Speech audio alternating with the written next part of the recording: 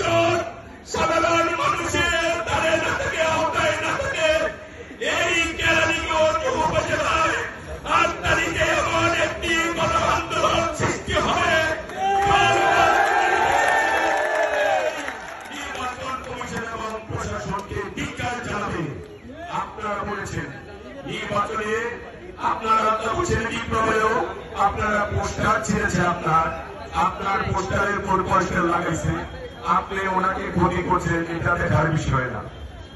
নির্বাচনের দিন যত প্রভাবশালী লোকে হোক, যত অর্থশালী লোকে হোক, আমাদের সামনে থেকে যদি আপনার কোন কেন্দ্রে আপনার এখানে নাও থাকে, কিন্তু ভোট মেরে দেওয়ার ক্ষমতা কোন লোকের নেই।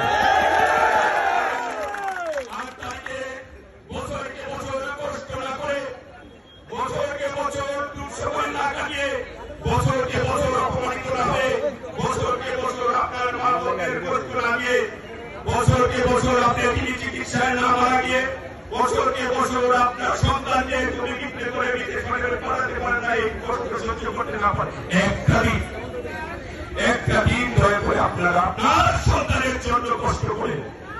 আমি আপনাদের সন্তান, এই কেরানীগঞ্জে উপজেলা নির্বাচনে প্রার্থী হয়ে এমন কোন লোক নাই যে এইভাবে আপনাদের মতো জনসমর্থন আয়োজন করে বা আপনাদের জন্য সমর্থন